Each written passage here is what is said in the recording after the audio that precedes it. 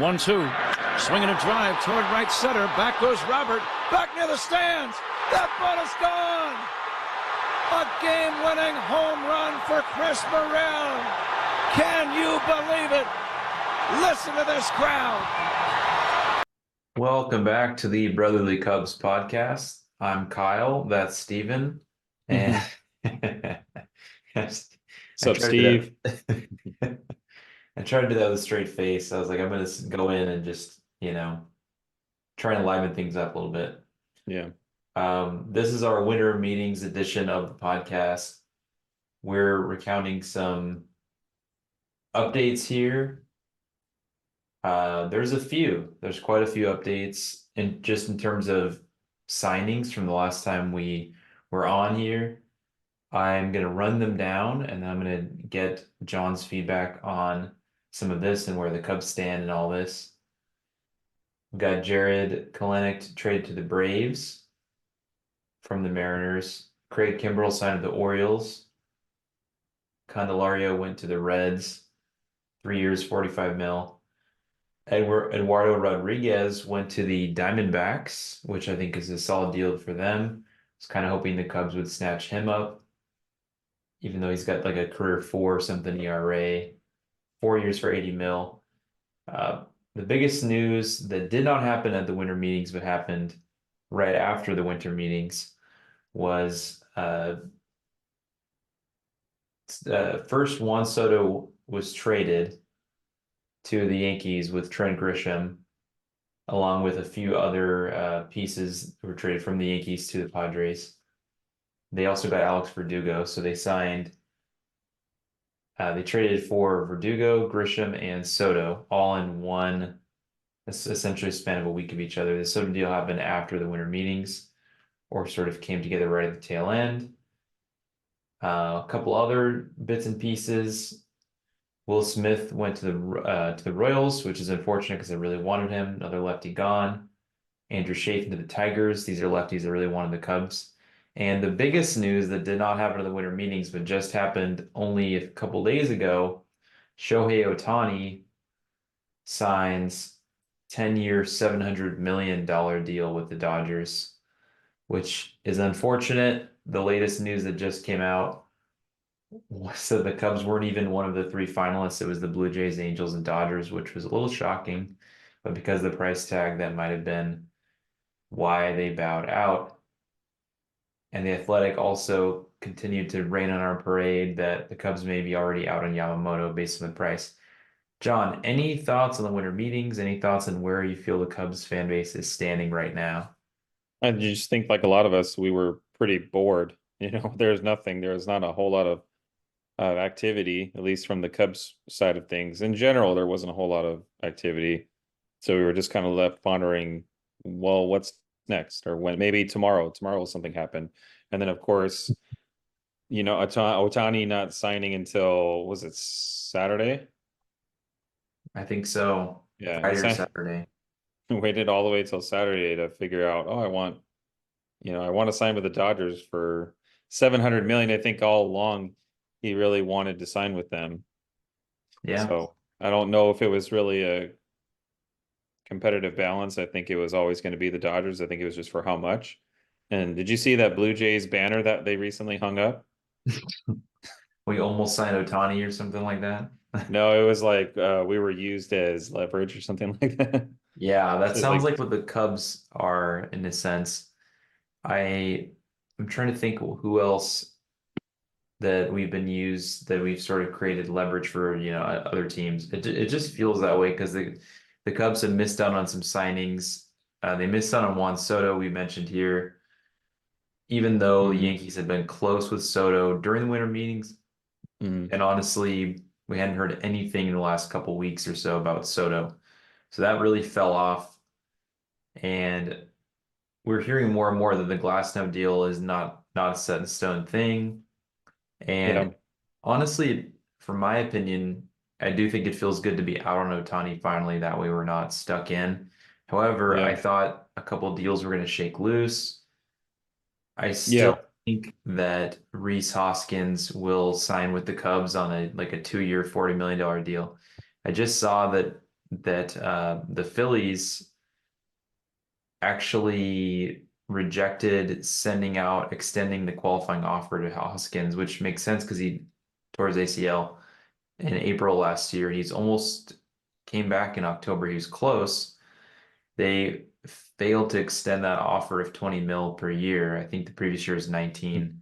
So they didn't even extend it. So a lot of times a team will extend it knowing that the Cubs extend a qualifying offer to Cody Bellinger. They extend it knowing that, okay, well, let's say the Blue Jays or Giants or some other team signs Bellinger to outlandish contract. Well, hey, we extend the qualifying offer, so they signed with another team. This happened to Contreras too last year. Mm-hmm. We get a second round draft pick from whichever team signs him. It's like, great. So the Cubs, I'm sure they're probably also looking at that too, and that probably helps them go after Hoskins. Hey, he didn't even get a qualifying offer, so we can sign him for just money. That's where I'm getting the 2 for 40 from, 2 years, 20 million per year. I think that they could go out and get him at that price because he literally missed out on a contract for 20 million. Imagine them coming back. They literally did that with Cody Bellinger last year. Bellinger rejected a qualifying offer and got signed a pillow contract with the Cubs. It was a little bit more than that offer. So the Cubs would be duplicating that efforts with Hoskins this year, another first baseman. Offensively, the Cubs need a left-handed bat. There's not a lot of those available right now. I don't think there ever was. I'm just doing a quick rundown of all my thoughts on what can the Cubs get right now. And I'm not sure if you have any thoughts, but I kind of like the idea of the Guardians trade for a pitcher and Josh Naylor. Yeah, I mean, absolutely. You're talking about Shane Bieber, of course, Josh Naylor. I think he's, solid hitter. He's not going to break the bank if you try to extend him. There was another post that I had seen. I'm going to see if I can bring it up maybe when throughout this podcast I'll kind of mention just some names. But yeah, you said Will Smith is now gone. Bummer. Andrew Chafin, again, former Cub, gone. And they're going to where did Chafin sign? I know the Royals signed Will Smith. Tigers. Chafin went to Tigers. That's right. AL Tigers, Central man. teams are beating us. I mean, That's insane. Yeah, I mean, solid relievers, in their own right that have a proven track record, and so maybe they're putting their money on, pitchers such as Luke Little that can make an impact that won't cost a whole hell of a lot of money, even though they didn't really cost a whole hell of a lot of money for their other teams. It was like what $4.5 million or something like that for Andrew Chafin. These are signings you're gonna have to make regardless. This is something you can make at any time in the offseason. You don't have to wait for the $70 million man, which just to tie a bow on the Ohtani thing, I know I wanted to spend a little bit of time on it, and it's more exciting just talking about the Cubs. So I think the majority of your time here will be about the Cubs. But the Ohtani thing was a big deal because that would have been two birds, one stone, a lefty bat, a pitcher for the foreseeable future. That's a question mark still. 2 Tommy John surgeries. If he can still throw 97. He's got a sweeper, by the way, it's nasty. He doesn't just have a slider, he has a disgusting sweeper, and I think he has a splitter like every other Japanese pitcher. But the Ohtani deal was interesting because the Dodgers were very creative and they gave him not $70 million a year. That's what we think of when we just read these numbers and do some basic long division. The more complicated math of it was something called net present value, which I think literally the entire baseball community, besides front offices, started to learn about that this weekend. And that, I don't know. So we don't have the official deal yet because Ohtani needs to be on the 40-man roster. The Dodgers have a full 40-man. So they have to create spots for Joe Kelly and Shohei Ohtani. So they're working on getting a trade to get him onto the team. And then once the signing's official, we'll get more details. But there's a theory that, I guess it's not a theory, Jeff Passan reported it, that the AAV, the average annual value, should be between 40 and 50 million. So there's some thoughts out there that in order to do that, you wouldn't just pay, it's not paying $70 million every year to get a lower value. You would essentially defer a lot of his money. So in essence, he may get a 30-year, I want to say a 30-year contract. He'd play for 10 years. He can retire whatever he wants to do. They continue to pay him essentially like a Bobby Bonilla type 30 or 40 years. And then if you pay him $10 million a year for 30 years, that's $300 million. That's crazy. It's crazy, but the price tag in it of itself is crazy. And I think we see that and we think, oh, there's no way they can afford to do anything else. If they only spent 40 million on Ohtani, if they're in the Here it 200 is. range, they could still go out and spend up to maybe 260, 270 per year. They could still get Yamamoto, Glasnow, the 20 to 30 million dollars or more per year and still probably be okay. And they have an insane offense now too. So they maybe only want one more pitcher, especially knowing that Ohtani is going to be there in 2025. They want to pair Bueller with Yamamoto with Ohtani, but just the deal that happened was totally insane. It totally caught all of us off guard. I think we all thought 600 million, went up by 100 million. So he didn't get a share of the team, but he certainly got a lot more money. But I'm gonna end that conversation because I'm done with the Ohtani stuff. Congrats to him. And I'm hoping the Cubs pull out an incredible offseason. And I'm really liking the possibility of getting Rhys Hoskins at first base, although the trade with the Guardians is what I really liked, aside from if they re-sign Bellinger at an affordable deal, which would probably be next month, based on the market cooling way off. Some teams are going to have to find their way out of the mix, like the Blue Jays. Hopefully the Giants don't get too desperate, and hopefully his deal gets closer to 200 million or maybe a little less. And the Cubs are able to do that. And I think it's worth it because I've thought about this for a little bit now because there's been zero moves, everybody. It's been the lack of winter meetings, not the winter meetings. There were very few meetings happening this last week. But Bellinger fits the team still, even with PCA. The reason why is because, okay, PCA is a left-handed bat. Cody Bellinger is a left-handed bat, and he plays first base. If PCA got hurt, Cody Bellinger slides into center with no problem. If PCA needs time to develop, Bellinger is sliding in at center. If you have any hiccups or any issues with PCA, Bellinger is there and he's your essentially a Gold Glove level center fielder. Now PCA is a better defender, but there's no other star center fielders on the market aside from Bellinger. If PCA is dominating, he's up there, he's getting hits, stealing bases, stealing home runs. If that's your guy in center, or when that happens, it's more a matter of when than if for PCA, blue chip prospect. Bellinger can still take over making how much ever he is, $30 million a year at first base. That could be your first baseman for the future.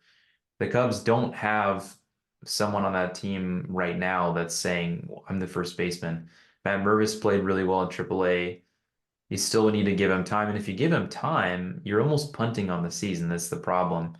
You don't know what you have with everyone. And that's why a trade makes all the more sense.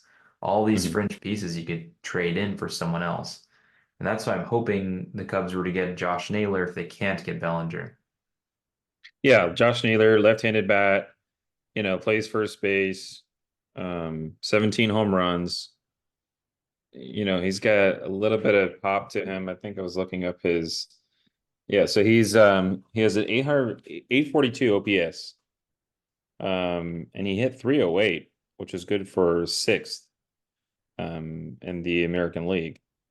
Wow, 308 gets you sixth now? 308 gets you sixth.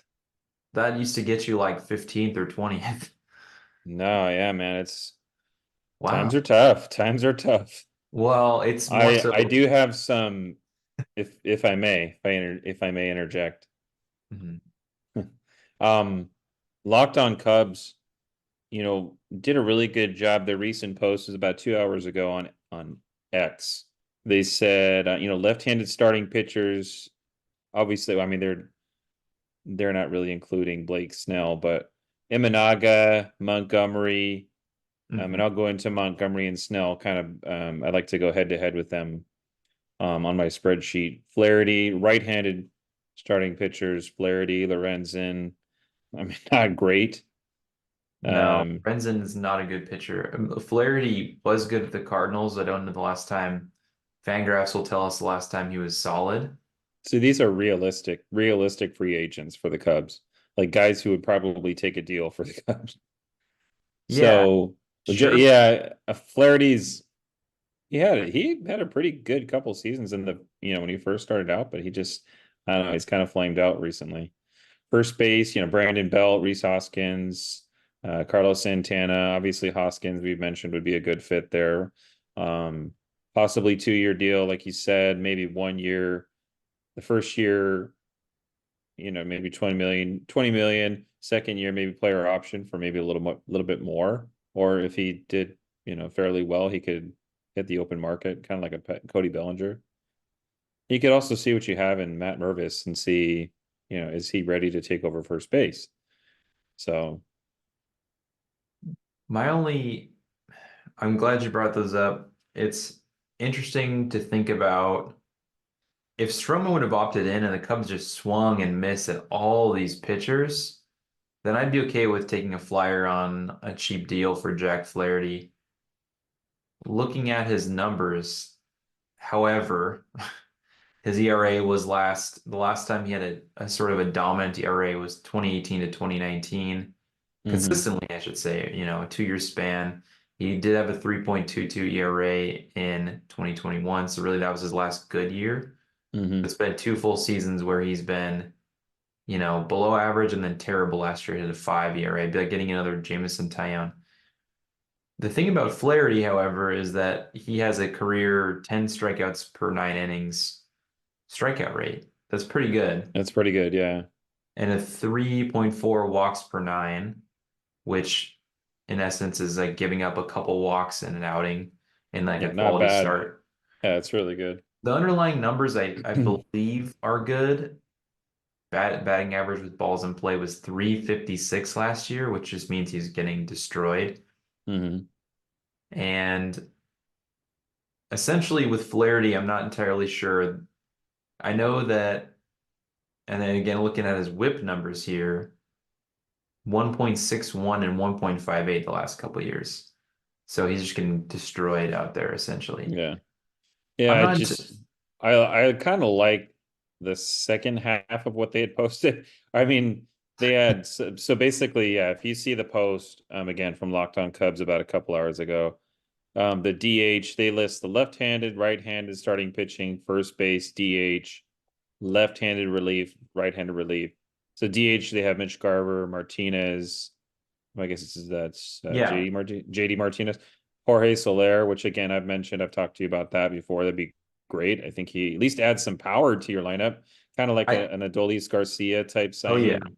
I'm starting to come around to the Jorge Soler idea because he can play center. And however, he's kind of just like another Alexander Canario, like a right-handed bat, power, a solid defender. I can't remember if Canario was a good defender. I think I've seen him make some good plays, but I don't think he's like a top-rated defensive prospect. Right. Soler would be neat because he could sort of step in. I wonder if Soler could even play first. Like shoot, do your like mock Cody Bellinger, play first and center. Like that's super valuable. I know in center field, having a guy like that there, the Cubs will then have Tauchman and Canario and Soler. That's a little bit, I don't want to say it creates a logjam because it doesn't quite do that. You can put Tauchman at Iowa. But I like the idea because he's got really good power. He's also kind of like Morel. I know he strikes out more. He's got power. The idea of putting Morel at third is really enticing to me because then like the list we had there, it's a little bit easier to get through that list. Put Soler, let's say at DH or center, Morel at third, and then Hoskins or Turner or Martinez. Martinez actually had a good year. I don't have his Fangraphs in front of me, but I thought he had over 30 home runs. So if the Cubs were to theoretically go out and land Soler and JD Martinez to play center and first, Morel plays third, you would then have Ian Happ as a switch hitter. Mhm. and a dash of Mike Tauchman in center, getting some spot starts or DHing, whatever you want to do. That's 2 lefty bats, and that's it. And then whenever PCA comes out, so you'd have 2 lefty at bats. And this is the problem. These guys come in a premium lefty power bats. So Right. I think it's still likely the Cubs just go out and find a trade. And it's still on the table to get a pitcher and a hitter. I'm not entirely sure how likely that is. Mhm. They have to give up a lot. But there's a lot of power to be had on the market. It's just all right-handed. So if you get some stud right-handed pitcher, Mhm. Exhibit A, Shohei Ohtani, who has like a nasty sweeper. I hate to bring his name up again, but I just did.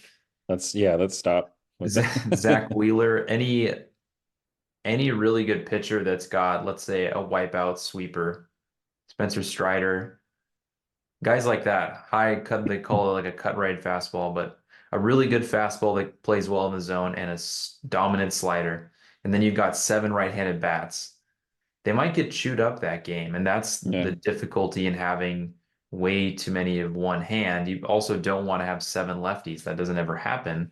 But if Mhm. you only have, you need to have balance in the lineup. And so the Cubs eventually will get PCA in center, and then again Mhm. happen left, but you'd like to have the first baseman be a lefty.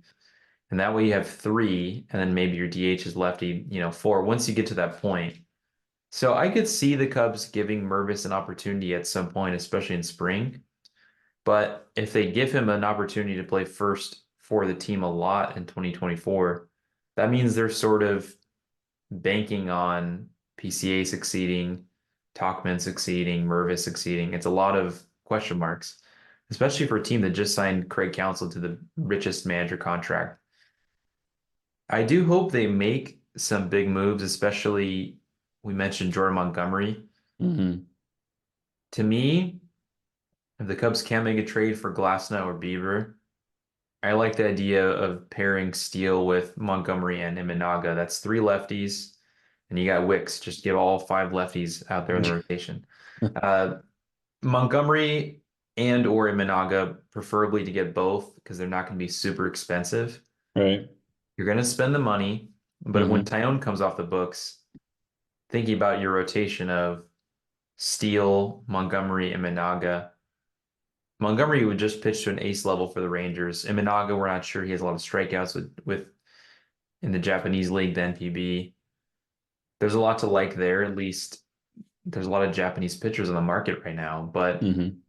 Not to mention Matsui, yeah, the closer. I mean, I left-handed. Yeah. So I mean, I like that too. It just depends on the Cubs are not privy to spending any money on the bullpen. I think they'd rather right. spend on starters, especially because Hendricks is off next year Mhm. and Stroman's Brent's. gone. You got to replace Stroman. And I think they'll at least get one of Montgomery or Managa because they saved 25 million Mhm. on, oh no, it was a $21 million option. I honestly can't remember. Stroman On opted who? out. So Stroman's on the market too. So the Cubs, I think, will fill that Stroman spot with a 20 to 25 to $30 million pitcher. Mhm. Now, I don't think it'll be Blake Snell because there hasn't been any rumors out there, but that would be the best signing they could make. Pairing 21 million. Yeah, they saved 21 million on Stroman. right. So, and again, his money's off the books. Kyle Hendricks, 16 million will be off the books in 2025. To me, they could make all of these moves and they could also get, for instance, Brandon Woodruff on a like a rehab deal, a 2-year deal. We Mhm. don't know how much it'd be worth, but getting him on a deal in which he sits out this year, he rehabs, he's not going to pitch at all. Could pitch potentially at the end of the year, but that's like a big if. Mhm. Rehabbing from a shoulder surgery that Kyle Hendricks had. So the Cubs proved that they could rehab Hendricks and give him a good role, give him Mhm. a ton of innings, and he ate the innings. He ate out there. But Yeah. Brandon Woodruff with literally either one of Montgomery or McCoggin, thinking about 2025, Steele, Woodruff is essentially like a 2 or an ace, and then Montgomery. you'd have some bulldogs out there, some guys who can really pitch, really get strikeouts, pitch in high leverage situations. I really like that Montgomery has done that recently. Doing that, I think he pitched for the Yankees, but in the playoffs, but I know he pitched for the Rangers this last year very successfully. And that kind of runs important to a team. Health and that clutch factor, being able to step up in big spots. If the Cubs can pair multiple pitchers in this offseason together to strengthen the starting rotation that 1 through 3, Hmm. they should still also do a deal where they can add someone for 2025 as well, like Brennan Woodruff. Yeah, by that time he should be ready to go. Definitely. And if they don't do that, I guess they're betting a lot on Cade Horton, but I've also heard a couple rumors that the Cubs are not going to win the offseason. They didn't use the term intelligent spending, which is just a cop out, but Right. they did say they didn't need to win the offseason, which you don't want to hear. And they also said they were going to think about this as like a 2 off season. So I actually believe that they'll try to sign guys. If they fail, they'll still Hmm. make some smart decisions or some really like solid additions to the team. Yeah, I just want to be better. I just want to be better. I I think, don't I don't have to we don't have to win the World Series, although it'd be great, obviously. I mhm. just want to make the playoffs. I just want to be better at this point. I Which think I they'll think, make the playoffs. yeah, especially now with Council, he'll stretch it out at least maybe 5 or 6 wins extra from what you had last year. And Just to kind of finish up that post real quick, and then I'll anything else that you want to say, I'll let you say it. Suter, Brent Suter, don't forget about him. yeah, Um, that makes a lot of sense to me. And that's why I've mentioned Woodruff like several times now. Brent Suter, Josh yeah, I Hader mean, makes sense. Like the average fan it would be like, I does. want Josh Hader on my team. Probably won't get him. Like you've already Yes, seen the average fan. I don't care what he costs. I uh, want Josh Hader. yeah, it's not my money. It's My money, yeah, exactly. there are real penalties to going over the luxury tax multiple years. There's real penalties going over the second threshold, which is 200 close to 260 million. Yeah. So it involves losing draft picks, Yeah, and it actually just where are the Dodgers at that point? Like I kind of want to know, are they over the that threshold yet? Padres and the No, Yankees and one, I think the Mets. There's 3 teams this year that the Cubs actually moved up due to those teams losing some of their first round. I shouldn't say lose. Those teams dropped down their first round picks. So in essence, you do get penalized. hmm. However, it's not some kind of stroke of death or kiss of death where you lose your first round or second round, like both. Hmm.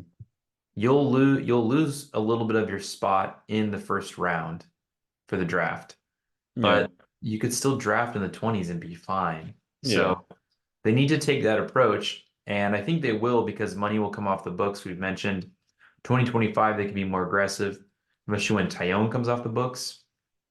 I'm not saying he's a waste of money, but you much rather give Tyone's like rotation spot to a young up and coming pitcher who's going to make $1 million versus Yeah. him being 17, and now we don't know what we got from him based on this last year. Right. You see all these videos of him putting in the work and oh, if I focus on this release point or if I shift the weight on my back foot, like dude, I hope it translates because you started out like shit and that cost us at least like 3 or 4 wins. I Oh, at mean, least, yeah. I mean, at he least probably had some more. clunkers. Yeah. Um, so and again, sorry, just to finish up that list, they going back to the relief pitchers they had on there for Locked On Cubs was Neris, so Hector Neris from the Astros, and right-handed pitcher, and then Stevenson from the Rays. So some great.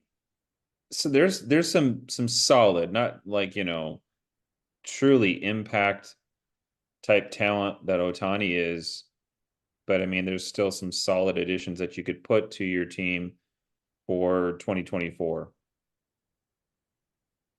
Yeah, I mean, Do you want Imanaga? Like, do you think that's the next domino that should fall for the Cubs, or do you think it's Hoskins? The biggest thing for the Cubs right now is a power bat since they just lost Bellinger. Hmm. But that's 1A. I think 1B close behind it is a starting pitcher. Okay. So I almost view Imanaga as a consolation. And if the Cubs are already out on Yamamoto, Hmm. which is frustrating, but understandably, he's a 25-year-old and he's dominant at NPB. If Hmm. the Cubs were to just get Imanaga right away, I'd be a little confused because there's better talent out there. I'd almost rather Imanaga fall to us. It's just going to depend on his market. The Right. last I saw, I thought he had sort of I don't want to say lower budget teams, but in reality, not the high spenders are going after him, and he's still good. And he's lefty starter. It's Hmm. not bad to have a lefty starter like that. So I I would like Imanaga, but I almost view him as a complimentary piece or a consolation prize. It's like, oh, we got to get somebody. You can Right. still trot out there Steele, Imanaga, Hendricks. Wicks was pretty solid last year. Assad's going to get some run, and then Tyone, if he improves, will be a Mhm. fine back of the rotation starter.